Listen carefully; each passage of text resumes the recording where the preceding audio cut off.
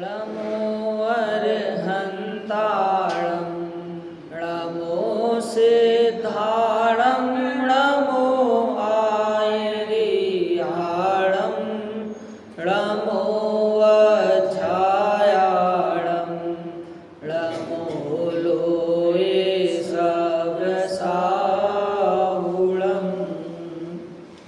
अरिहंत सिद्ध सूर्य उपाध्याय साधु सर्व अर्थ के प्रकाशी मंगलिक उपकारी हैं। तिनको स्वरूप जाने वही जो भक्ति काय को नमाए ये स्तुति उच्चारी है। धन्य धन्य तिन्हि से काज सब आज वही कर जोरी बारंबार वंदना हमारी है। मंगल कल्याण सुख ऐसो हम चाहते हैं।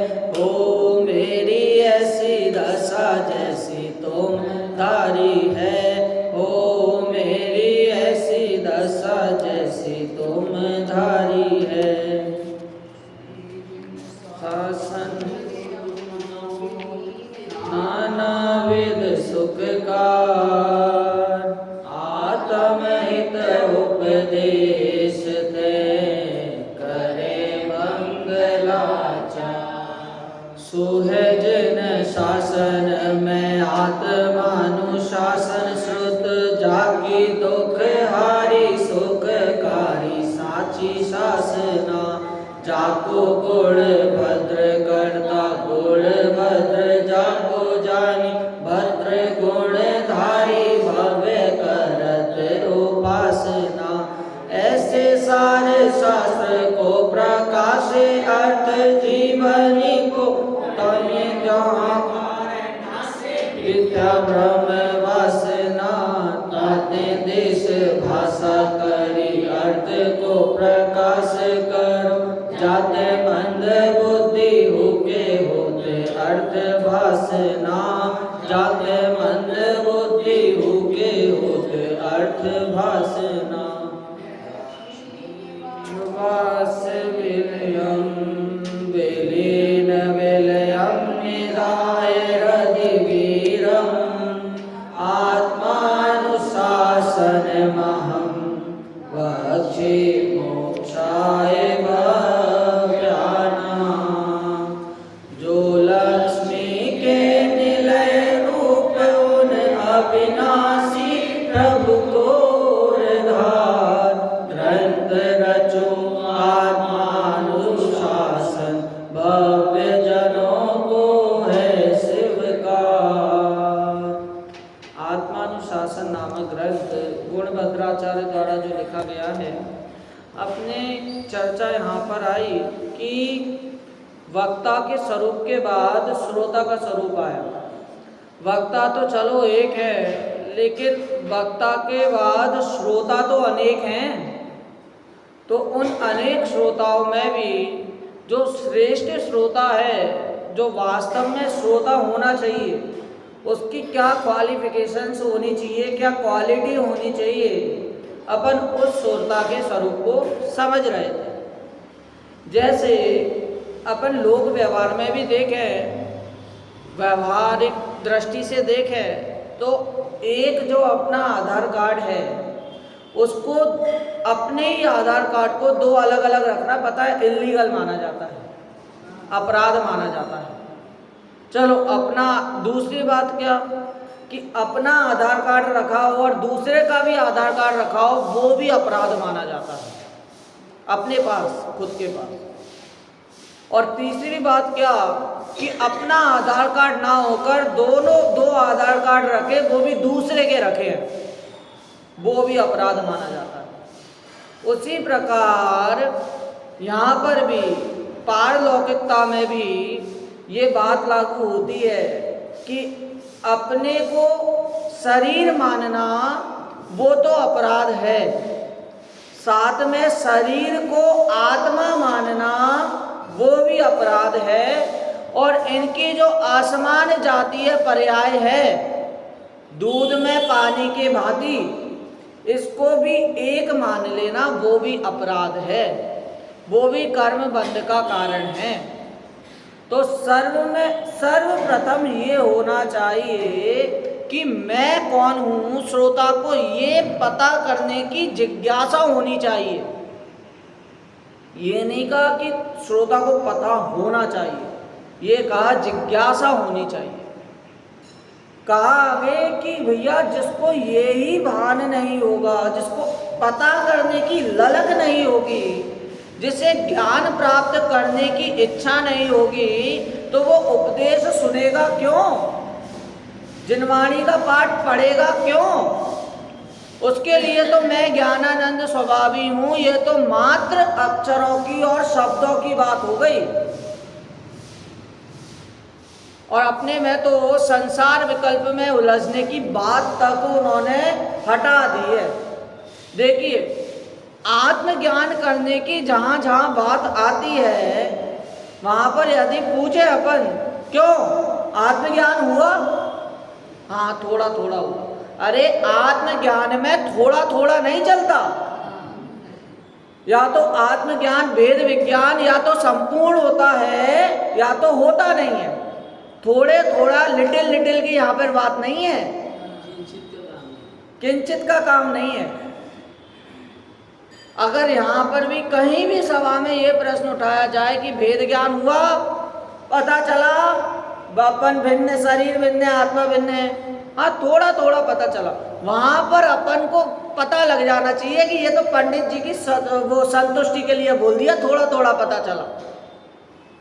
वास्तव में थोड़ा का काम ही नहीं है। तुष मास भिन्नम, क्या कि भैया वो तुष भिन्न है, ये भिन्न है, बस थोड़ा थोड़ा भिन्न है, ऐसा नहीं होता। उसमें सामने से देखने में आता है वो संपूर्ण भिन्न है। तो उसी प्रकार भेद विज्ञान भी पूरा पूरा होता है, थोड़ा थोड़ा नहीं। और यदि ये प्राप्त करने की जिज्ञासा नहीं है तो श्रोता नहीं है।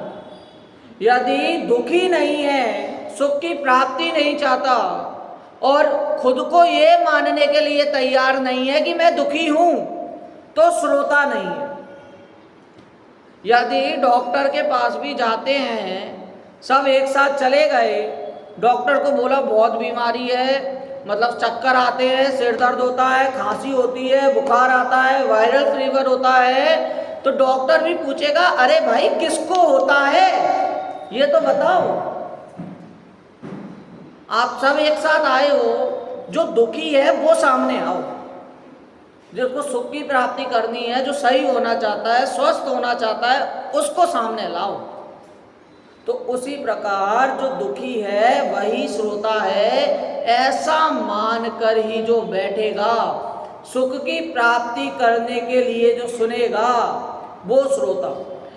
मोक्ष मार्ग प्रकाशक में तो पंडित टोडरमल जी ने लिखा है 3 प्रकार के श्रोता गए। एक श्रोता तो वो जो मात्र पुण्य के लिए सुनने में आता है, चलो अपन प्रवचन में चलें और बैठ जाए, पुण्य प्राप्ति होगी तो अच्छा होगा, पुण्य मिलेगा, व्यापार बढ़ेगा। तो वो पुण्य के उससे विकल्प से आता है, विचार से आता है, उसे पुण्य होता तो है, उसे कहा होता है। और दूसरा श्रोता क्या कि भैया उसको या तो अपनी जो परंपरा चली आ रही है, कुल परंपरा से सुनता है, या तो ऐसी कि हमें सुनना चाहिए तो सुन लेता है, और तीसरा क्या कि भैया सहज रूप में जैसे समागम हो गया तो सुन लेता है।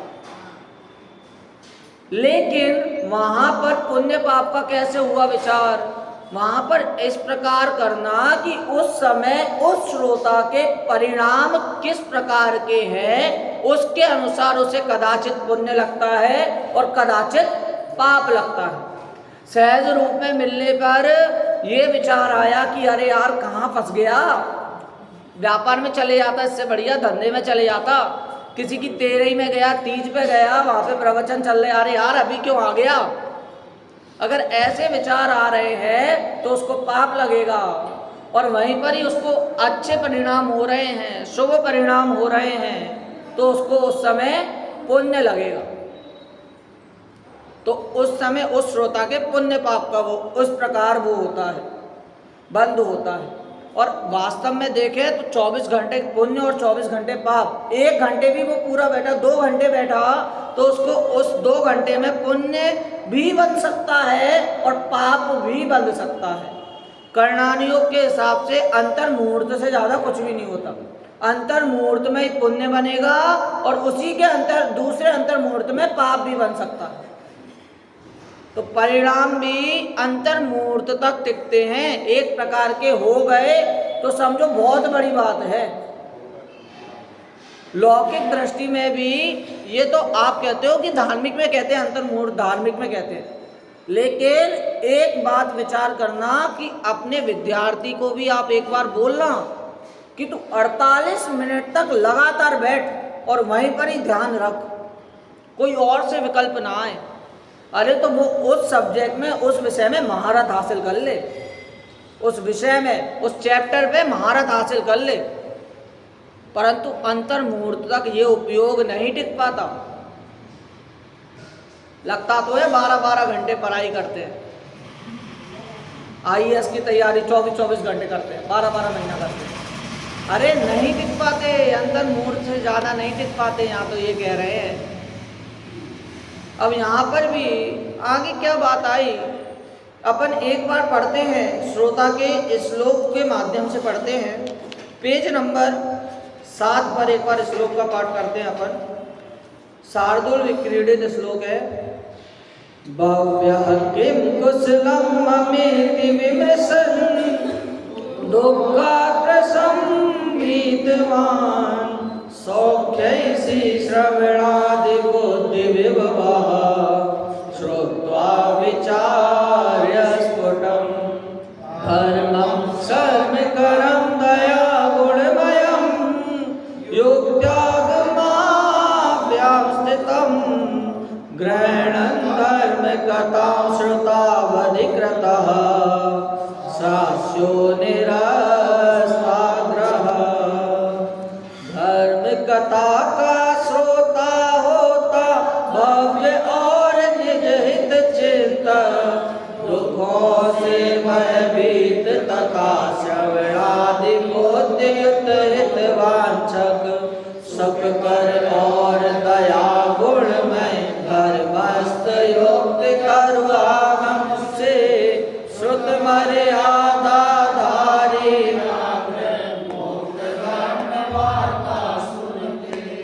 मैंने अभी कहा था कि मोक्ष मार्ग प्रकाशक में 3 प्रकार के श्रोता गए, उसमें से अपन ने 2 प्रकार के देखे, और तीसरे प्रकार के श्रोता की बात अपनी कल हुई थी। उसमें आया था वो सरोता वाला, कि वो पहले से वो करके आते हैं, पहले से सोच के आते हैं, आज देखना, आज ऐसे ऐसे प्रश्न पूछूंगा, ऐसी ऐसी युक्ति दूंगा कि यहाँ पर कट जाएगा, उनकी बात कट जाएगी, प्रवचन कट जाएंगे, इसका जवाब देके बताए। इस प्रकार के श्रोता होते। कैसे श्रोता? उनको श्रोता नहीं सरोता कहते हैं। क्या कि पहले से ही अहंकार में आना कि मैं सबसे आगे बैठूंगा और ऐसे ऐसे प्रश्न करूंगा कि वहां पर बात कट जाए। तो ये श्रोता के लक्षणों में बिल्कुल भी नहीं गिना जाएगा।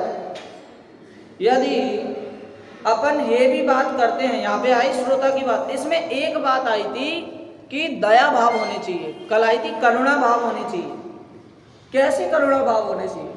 उसमें भी एक वो है, एक कंडीशन है कि आपको करुणा भाव दूसरे के प्रति तभी होगा जब आप अपना भला कर सको। जगत में तो यही है, सबसे पहले स्वयं का, फिर बाद में अन्य का। तो उसी प्रकार यहाँ पर भी है कि सबसे पहले स्वयं को वो श्रोतापना शोभता है या नहीं, स्वयं तत्व विचार पर ध्यान देते हो या नहीं, ये विचार आना चाहिए, संसार के विकल्पों में नहीं। देखिए जगत में भी ये प्रसिद्ध है कि जो सबसे ज़्यादा कीमती चीज़ होती है उसके लिए ज़्यादा कठिनाई, ज़्यादा परिश्रम लगता है, इजीली प्राप्त नहीं होती। यदि कोई इलायची की खेती भी करता है तो उसको भी बहुत मतलब कठिन परिश्रम करना पड़ता है, सांपों के बीच में से निकलना पड़ता है, तब जाकर वो इलायची अपने व्यापार में, बाजार में एक अलग स्थान, एक मूल्य स्थान बना पाती है। उसी प्रकार यदि क्या मांगता है, सबसे पहले श्रम मांगता है, अथक परिश्रम मांगता है, कठिनाई वाली चीज। उसी प्रकार ये जो अपना तत्व ज्ञान है वो भी आपसे श्रम और धीरता मांगता है। दो चीजें होती हैं, वीरता और धीरता। आपने समय सार देखा हो, उसमें आया वीर और धीर की बात। क्या कि वीरता तो स्वयं आप युद्ध कर रहे हो, एक दूसरे में युद्ध चल रहा है, वो वीरता, शस्त्र उठाना वीरता। और धीरता क्या कि आपके सामने जो प्रहार हो रहा है उसे सहन करने की हिम्मत भी होनी चाहिए। यदि आपकी वीरता क्या कि भैया जिनवाणी रूपी अपने पास जो जिनेंद्र भगवान की वाणी है इसका श्रवण करना, और बाद में अगर आपको बीच में से ये बोल रहे हैं, क्या बोल रहे हैं कि भैया तुम शुभ भाव से निकलकर शुद्ध भाव में जाओ, अभी भी तुम मिथ्या दृष्टि हो, अभी भी तुम अज्ञानी हो, ये जो उपवास आदि कर रहे हो ये धर्म नहीं है, ये जो प्रहार आ रहे हैं उनको सहन करने की हिम्मत भी हो ना, उससे दूर मत हो जाना। उपवास आदि धर्म नहीं है तो हम उपवास नहीं करेंगे, ये बात नहीं। उपवास का मतलब ही है कि आत्मा के समीप आना। तो वहां पर उपवास का अर्थ खाना ना खाने से मत लगाना। पूजन क्या आप क्या समझते हैं कि पूजन मात्र जिनेंद्र भगवान के सामने अर्घ चढ़ाकर की जाती है क्या? अरे पूजन तो यदि बुक ना हो, जिनवाणी ना हो तो भी पूजन हो सकती है, यहाँ तक कि अर्घ ना हो तो भी पूजन हो सकती है। और बड़ी बात क्या कहें, यदि जिनेंद्र भगवान की मूर्ति भी ना हो, वेदी भी ना हो तो भी पूजन हो सकती है। तो वहां पर पूजन के भाव का पता होना। कहते भी हैं, क्या कहते हैं, जिया कब तक उलझेगा संसार विकल्पों में। क्यों जाता गिरनार, क्यों जाता काशी, घट ही में है तेरे घट घट का वासी। तो मात्र सारी चर्चा यदि आप करो, पूरे जिनागम को उठा के देख लो, तो उसमें एकमात्र यही चर्चा आएगी, मैं बने की चर्चा आएगी। अरे क्या मैं कर रहे हो? कभी तो कहते हो कि मैं तो घमंड है, अहंकार है, लेकिन आप तो वही कह रहे हो कि सारी चर्चा मैं पे अटकती है। अरे भाई, आत्मख्याति में भी कहा कि आत्मा की ख्याति क्या, स्वयं में स्वयं की ख्याति। ये बाहर से जो मैं पने की ख्याति तुम्हारी हो रही है वो तो कुछ नहीं है। मैं कौन हूं निबंध में भी आता है कि जब तक तुम डॉक्टर नहीं थे तो तुम्हारा अस्तित्व था या नहीं था? था। इसका मतलब तुम डॉक्टर नहीं हो। मैं इंजीनियर हूं, तो इंजीनियर नहीं थे तो तुम्हारा अस्तित्व था संसार में या नहीं था? तो इसका मतलब तुम अभी इंजीनियर नहीं। तो मैं कौन हूं, सबसे बड़ी बात ये होती है। अगर अपन एक बार इसका अर्थ देखते हुए अपन चलते हैं, क्या अर्थ में कहा कि धर्म कथा सुनने के अधिकारी शिष्य में निम्न गुण होना चाहिए, वह भव्य होना चाहिए, क्योंकि जिसकी होनहार भली ना हो उसका सुनना कार्यकारी कैसा होगा।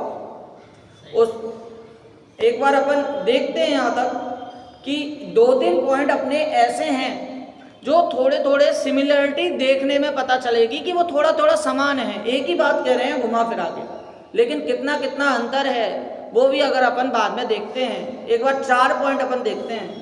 उसे मेरा कल्याण किसमें है इसका विचार होना चाहिए, क्योंकि जिसे अपने भले बुरे का विचार नहीं है वह सीख अर्थात उपदेश क्यों सुनेगा? वह दुखों से बहुत अधिक डरता हो, क्योंकि जिसे नरक आदि का भय नहीं है वह पाप छुड़ाने वाला शास्त्र क्यों सुनेगा? वह सुख का अभिलाषी होना चाहिए, क्योंकि जो भविष्य में सुख चाहेगा वही धर्म साधन कराने वाला शास्त्र सुनेगा। मतलब इसमें सीधी बातें ये आई चारों मुख्य बिंदु में कि इसको भान होना चाहिए, पता होना चाहिए। और क्या पता होना चाहिए? सही बात पता होनी चाहिए। क्या तुम दुखी हो, इसका वास्तविक स्वरूप पता होना चाहिए। सबसे पहले तो ये पता होना चाहिए कि दुख है क्या। मैंने एक बार आपको बताया था कि सुशील जी सेठी हैं एक दिल्ली, उनकी माताजी बैठी थी सोनागिर में और वो पूछ रही थी कि मोक्ष क्यों जाते हैं जीव, क्या करना मोक्ष में जाके, एक तो कुछ काम नहीं है तो वहाँ पर जाके करेंगे क्या। वहाँ पर ये बोला कि भैया कुछ ना करने के लिए ही तो मोक्ष जाना है, आप कुछ करके सुखी हो गए क्या? नहीं हुए। अब इतना सब करके जब आप सुखी नहीं हैं तो सीधी सी बात ये है कि कुछ ना करके ही सुखी हुआ जाए, और कुछ ना करना ही सुखी होने का उपाय है। सबसे कठिन परिश्रम है कुछ ना करना। एक बार बैठे तो रहें, सीधे बैठे रहो, एक बार नहीं बैठ सकते, विकल्प आते रहेंगे। तो ये सबसे बड़ा काम है और इसी को अपन कहते हैं सहजपना। और इसको जान लिया तो श्रोता के मन में तो एक ही चीज आती है जो दादा लिखते हैं, छोटे दादा लिखते हैं, अनंतानंद अनंतानंद अनंतानंद अनंतानंद अनंतानंद अनंतानंद अरे भोगोगे काल अनंत। मतलब एक बार नहीं कहा अनंतानंद, यहाँ तक कि 6 बार कहा, और जबकि तो संस्कृत की व्याकरण के हिसाब से तो 3 बार कहना ही असंख्यात बार कहना होता है। किसी भी चीज को बार बार कह रहे हैं। इसमें भी एक चीज बार बार की कि इसे पता नहीं होगा तो ये करेगा कैसे, इसे पता नहीं होगा तो सुनेगा कैसे, भय नहीं होगा तो उसका उपाय कैसे ढूंढेगा। देखिए संसार में फंसने का कारण और संसार से छूटने का उपाय, 2 अलग अलग शब्द कह रहे हैं, कारण और उपाय। हालांकि उपाय का अर्थ भी कारण होता है, परंतु वो कारण किस लिए होता है? वो अपने हित के लिए होता है। और संसार में फंसने के कारण क्या है तो वो सही बताएं तो वो चर्चा करने योग्य भी नहीं है और सबको पता भी है। करते तो हैं, इतना सब कहा तो है।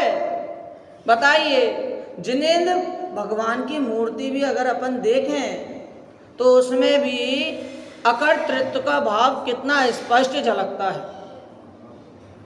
अपन जिन दर्शन करने आते तो हैं, लेकिन ये पंक्ति पर ध्यान कभी नहीं जाता कि जिन दर्शन कर निज दर्शन कर। छोटा बच्चा भी, छोटा बालक भी होगा तो वो जो पसंद होगा, जिसमें रुचि होगी, कोई हीरो हुआ या कोई क्रिकेटर हुआ, तो उसमें वो एक प्रकार से अपनी छवि देखता है।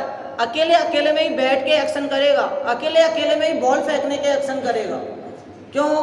क्योंकि उसको उसमें अपना चेहरा दिख रहा है कि मुझे इसके जैसा बनना है। और यहाँ पर भी अपन डेली जिन दर्शन करते हैं। अभी पाठशाला होती है तो हम शिविर में जाते हैं तो वहाँ पर एक सवाल यही पूछते हैं कि अपने घर में यदि भगवान की मूर्ति रखी है, भगवान की फोटो रखी है, तो वो क्यों रखी रहती है? बच्चे अलग अलग जवाब देते हैं कि सुख की प्राप्ति होगी, शांति बनी रहेगी, अच्छा लगेगा, घर का माहौल अच्छा रहेगा। लेकिन यदि उनको ये पता लग जाए कि भैया मुझे भगवान जैसा बनना है तो इसीलिए मैं उनकी मूर्ति या उनकी प्रतिमा निहारते रहूं। पहले जो चलता था कि मैंने जो हमने सुना है तो वो बताते थे कि पहले के ज़माने में आरती नहीं होती थी, मशालें जलती थी क्योंकि लाइट नहीं था, बिजली का बल्ब जला डाला। तो अब पहले लाइट नहीं थी तो मशाल थी, तो उसको भगवान की जिन प्रतिमा निहारने के लिए वो ऊपर से नीचे तक ऐसे घुमाना पड़ती थी। अब उसी को अब यहाँ पर पता लग रहा है, आप जैसे सोशल मीडिया पे बोलते हो ना, आदमी इतना फ्री है कि वो देखते रहता है, यूट्यूब चलाते रहता है, फेसबुक चलाते रहता है। तो ऐसे ही आदमी इतना फ्री है कि उस तरीके को उसने आरती का नाम दे दिया और आग जलाकर आरती करने लगे। उसमें उनको ये नहीं दिख रहा कि अनेक जीव जो आग के आसपास घूम रहे हैं तो वो मर रहे हैं। तो इस प्रकार कुरीतियां चलाने में तो कोई भी चला सकता है, लेकिन जो सही रीति है, सही मार्ग बताने वाले वास्तव में विरले जीव हैं, विरले शास्त्र हैं। अपन तो अभी बोलते हैं कि बहुत कम अपने पास शास्त्र हैं, बहुत कम आगम बचा है। इतना आगम जलाने के बाद, इतनी जिनवाणी जलाने के बाद, इतनी जिनवाणी नष्ट करने के बाद अपने पे कम बचा है। लेकिन वो कम आगम भी पढ़ने का समय किसको है? और यदि पढ़ने का समय है तो उसको धारण करने का समय किसको? पढ़ना, धारण करना, स्वाध्याय सब अलग अलग बात है। जैसे कल पंडित जी की बात हुई कि बड़े पंडित जी यही बोलते थे कि मैं पढ़ने की बात नहीं कर रहा, मैं स्वाध्याय की बात कर रहा हूँ। स्वाध्याय तो बिना जिनवाणी के भी हो सकता है। स्वाध्याय के लिए किसकी जरूरत है? मैं भजन की बात नहीं कर रहा, मैं मनन की बात कर रहा हूँ। इस प्रकार उनके वचन देखो, जहाँ पर भय अपन क्या मानते हैं? कषाय मानते हैं, और वहाँ पर कह रहे हैं कि इसको यदि भय नहीं होगा श्रोता को तो इसको शास्त्र कैसे पढ़ेगा? इसको अगर यही पता नहीं होगा कि नरक में कितने दुख हैं तो इसको स्वर्ग आदि की गति की तो वांछा होगी। फिर बाद में पता चलेगा कि स्वर्ग में भी दुख है, वहाँ भी संयम नहीं है। तो ऐसी कौन सी जगह है जहाँ पर मेरे को सुख प्राप्ति हो? तो इस प्रकार धीरे धीरे कर कर सुखी वास्तव में कौन? कि धीरे धीरे आत्मा के सन्मुख जो आता गया वो उतना सुखी होता गया।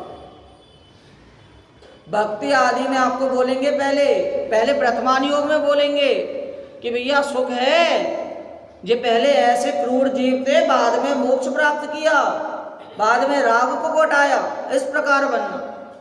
फिर बाद में भक्ति आदि में चित्त लगाएंगे, भक्ति आदि के बाद जिनवाणी के श्रवण में चित्त लगाएंगे, श्रवण के बाद स्वाध्याय में।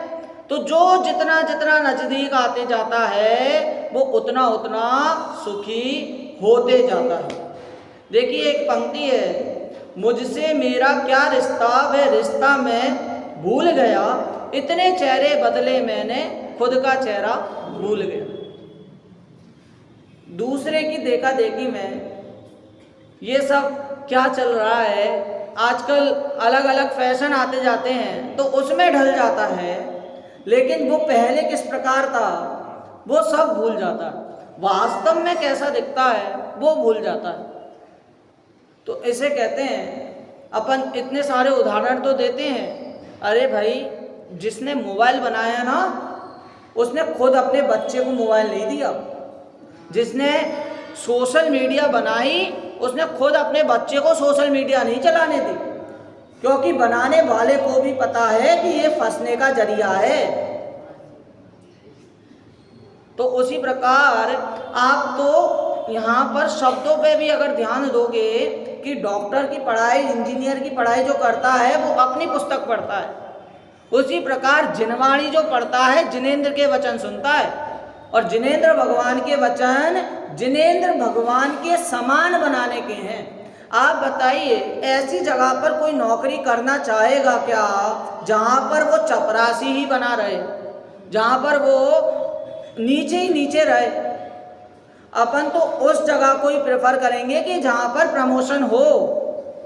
उसी प्रकार धर्म के मामले में जहाँ पर अपन को वास्तव में अपने भाव सुधर रहे हैं, तो वहाँ पर ऐसे वैसे जगह जाने से बढ़िया है जहाँ पर जो भगवान हैं, जो उनकी स्थिति है, उन्हीं के समान मेरी स्थिति हो। हाँ, भक्त नहीं भगवान बनेंगे, पर भगवान बनने के लिए भी आपको सच्चा भक्त बनना पड़ेगा, पहले सच्चा श्रोता बनना पड़ेगा, सच्चा वक्ता बनना पड़ेगा। तो इसीलिए इस बात का ध्यान होना चाहिए कि मैं दुखी हूँ, और संसार में हो तो दुखी हो। और सबसे ज़्यादा रुचि की बात तो तब आती है, जैसे शहडाला में अपन ने पढ़ा, तास भ्रमण की है बहु कथा, पै कछु कहूँ कहीं मुनियता। तो आप ये बताओ, तास भ्रमण की है बहु कथा, किसकी कथा? मेरी कथा। जहाँ पर मेरी बात आ जाती है वहाँ पर विशेष रुचि जागृत हो जाती है कि मेरी बात हो रही है, मैं, यहाँ पर मैंपना आ जाता है।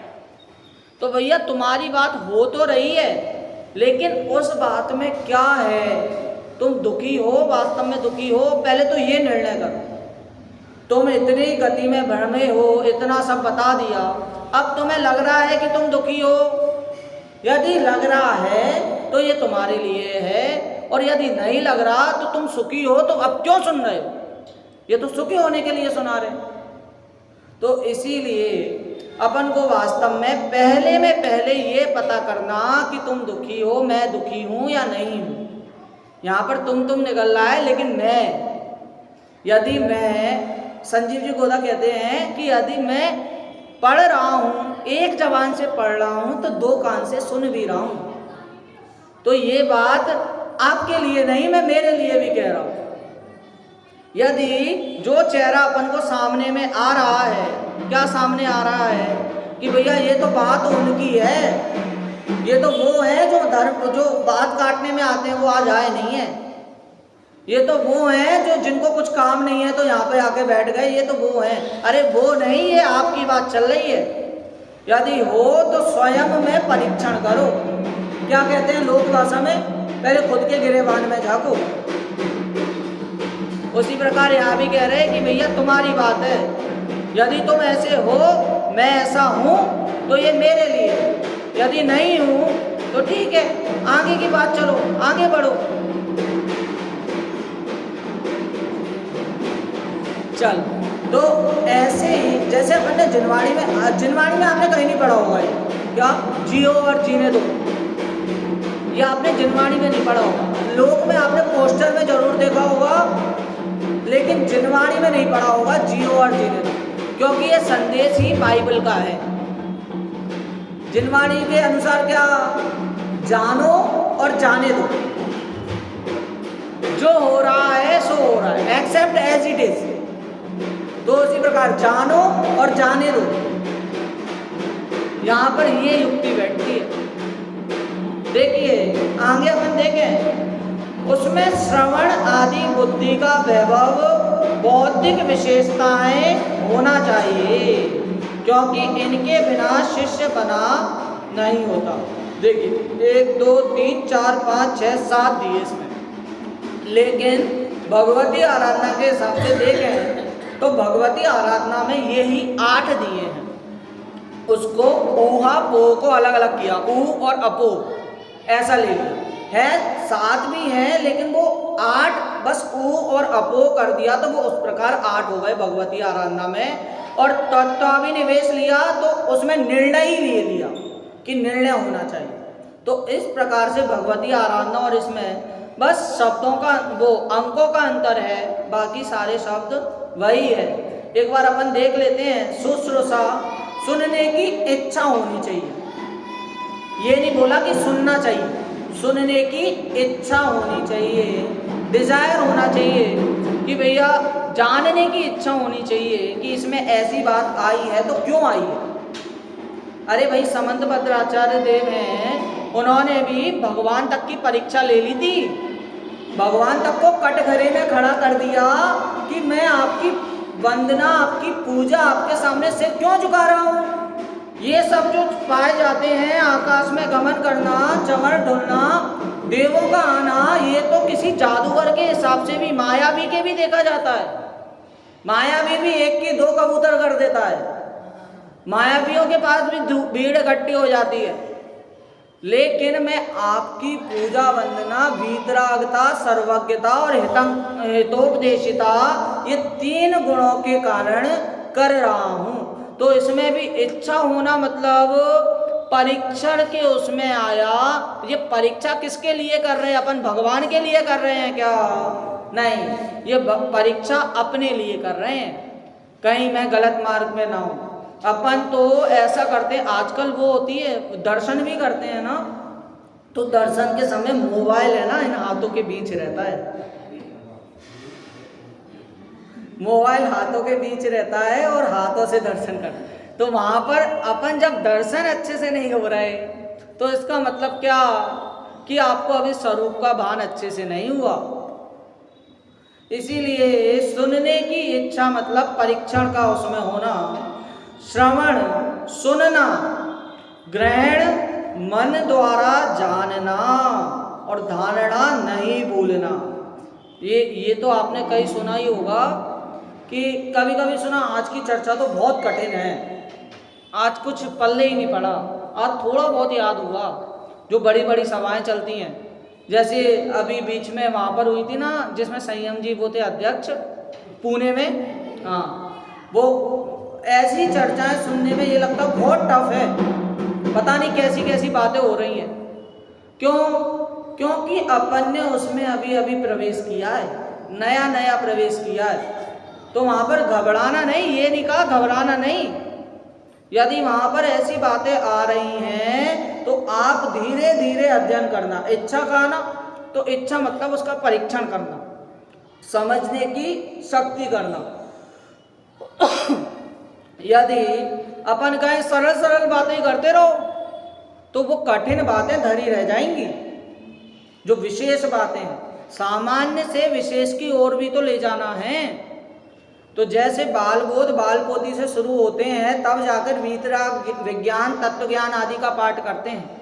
तो जब सामान्य पढ़ा तब जाकर इस विशेष रूप में आए हैं। ऐसा नहीं कि हम फर्स्ट क्लास में हैं तो 10 साल तक फर्स्ट क्लास में ही पढ़े रहें। तो वहाँ पर विशेष की ओर ले जाने के लिए, अग्रसर करने के लिए विशेष बात भी यहाँ पर आएगी, तो आपको उसके लिए भी परीक्षण करना है, इच्छा जागृत करनी है। इस प्रकार कहते हैं, तभी जाकर आपको याद रहेगा, धारणा में रहेगा। विज्ञान विशेष विचार करना। यहाँ पर यदि अपन उसमें 6 डाला के अर्थ में लें, विज्ञान का अर्थ क्या? उसका 3 भुवन में सार वीतराग विज्ञान था। तो वहां पर विज्ञान का अर्थ वहां पर भी ये किया कि विशेष ज्ञान होना। क्या काय का विशेष ज्ञान होना? हमें तो बहुत विशेष ज्ञान है कि आज मार्केट स्टॉक गिरेगा तो कौन सा स्टॉक उठेगा, ये वाला विशेष ज्ञान नहीं। आपके जो विशेष ज्ञान मतलब आपके सुख में, आपके हित में जो ज्ञान है, उसका विशेष ज्ञान होना। और वो विशेष ज्ञान भी तब जागृत होगा जब विशेष रुचि लगेगी। और जब विशेष रुचि भी तब लगेगी जब आप विशेष व्याख्यान या विशेष जिनवाणी की बात पढ़ेंगे। आपने देखा होगा कि जब बच्चे के सामने अपन बोलते हैं कि मध्य लोक में इतने द्वीप, असंख्यात समुद्र हैं, इसमें भी समुद्र ऐसे हैं, गंगा नदी, और गंगा में भी इतनी बड़ी नदी है, इतने कमल हैं, तो वहाँ पर बच्चे को ज़्यादा बोर होता है। अरे वाह, इतनी सारी बातें, ओ हाँ, ऐसे शब्द निकलते हैं, एक्सक्लेम करता है वो बहुत। क्या? तो इसका मतलब क्या कि उसको उसमें विशेष रुचि तो लग रही है, लेकिन उसको अभी धारणा नहीं हो पा रही। क्यों? क्योंकि अभी प्रवेश किया है। तो इस प्रकार विशेष रुचि जागृत कराते हैं, धीरे धीरे करके उसका अभ्यास करना। वही श्रावक के लिए, वो इच्छा का अर्थ है, ये वही श्रावक के लिए हितकर है, परीक्षण करने के लिए हितकर है। आगे ऊहा को प्रश्नोत्तर करके निर्णय करना। अरे आप तो अभी कह रहे थे कि जो प्रश्नोत्तर बार बार करता है वो तो सरोता होता है, और यहाँ पर कर रहा है ऊहा को करना। अरे भाई, ऊहा को यहाँ पर प्रश्नोत्तर मतलब काटने के संबंध में प्रश्नोत्तर नहीं करना, जो शंका आदि खड़ी हो रही है उस पे प्रश्नोत्तर करना। और जिसको प्रश्नोत्तर नहीं होते, या तो उसे सबको समझ में आ गया या तो उसे कुछ समझ में नहीं आया। तो श्रोता को प्रश्नोत्तर भी होने चाहिए, ऐसा कहा। यदि ढ़मोकार मंत्र में 5 लिए, छोटे बच्चे होते हैं उनको प्रश्नोत्तर नहीं होता तो अपन सामने से करते, 5 ही क्यों लिए? परमेष्टि का अर्थ क्या है?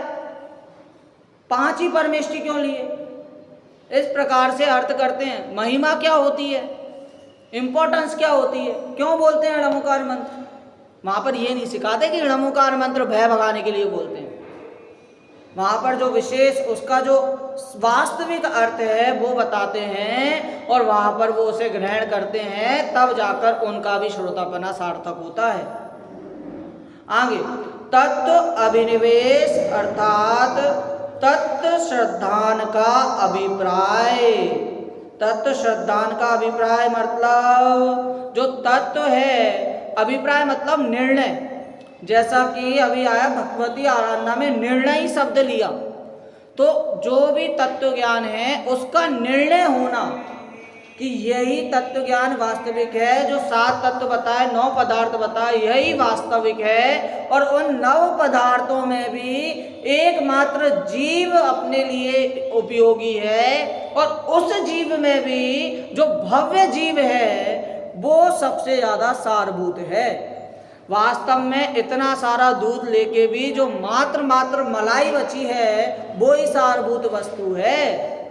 इसीलिए 7 तत्व में 9 पदार्थ में जो मलाई है वो भव्य जीव है, ये मानना, ऐसा अभिनिवेश करना, ऐसा जानना, ऐसा श्रद्धान करना, वही श्रोता का गुण है, श्रोता के लक्षण हैं। इस प्रकार 7 गुण हुए: शुश्रूषा, श्रवण, ग्रहण, धारणा, विज्ञान, उहापो और तत्वाभिनिवेश। इस प्रकार 7 गुणों को अपन धारण करें। एक बार अपन इसका भी ज़्यादा विशेष अर्थ नहीं है तो पढ़ के मात्र उसका वाचन करके आज की वाणी को विराम देते हैं। 6वां, वे सुखदायक, दया गुणमय तथा अनुमान और आगम से सिद्ध धर्म को सुनकर विचार कर ग्रहण करने वाला होना चाहिए, क्योंकि ऐसा ही धर्म शिष्य के लिए कार्यकारी है। वह खोटे हट अर्थात दुराग्रह से रहित होना चाहिए, क्योंकि हट करके आपातापी अपनी बात की स्थापना करने वाले को सीख नहीं लगती। जैसे कि यहाँ पर लेना वो वाला भी उदाहरण, क्या सरोदा वाला, कि भाई ये बात सही है, अब वो वहाँ पर ही झगड़े करने लगा, अपन उसको सही भी करें तो भी वो यही बोलेगा नहीं मेरी बात सही है, मैं ही हूँ, बाकी कोई नहीं है, जो पढ़ा है मैंने ही पढ़ा है, तो आप इसको ही सही मानो। इस प्रकार से आपातापी करना वो श्रोता को शोभा नहीं देता। उक्त गुणों से युक्त जीव ही धर्म कथा सुनने का अधिकारी है, उसी का भला होता है। इन गुणों के बिना धर्म कथा सुनना कार्यकारी नहीं होता। इस प्रकार अपन को श्रोता के गुण मानना चाहिए। एक बार ये भी लगता होगा कि आप यहाँ पर पहले से ही बता देते हैं कि अपन इतना पढ़ते हैं, फिर इसके बाद में अपनी वाणी को विराम देता हूँ। अरे मुझे डर लगने लगता है कि कहीं पीछे मुड़ के घड़ी ना देखने लगो तो इसीलिए पहले से ही वो बता दो कि भाई अब खत्म होने वाला है, कहीं यहाँ पर अपना श्रोता गुण टूट ना जाए। इसीलिए आज इसी प्रकार अपन श्रोता के गुण को अपनाएं और जल्द ही मोक्ष रमणी का वर्णन करें। इस प्रकार मैं अपनी वाणी को विराम देता हूँ।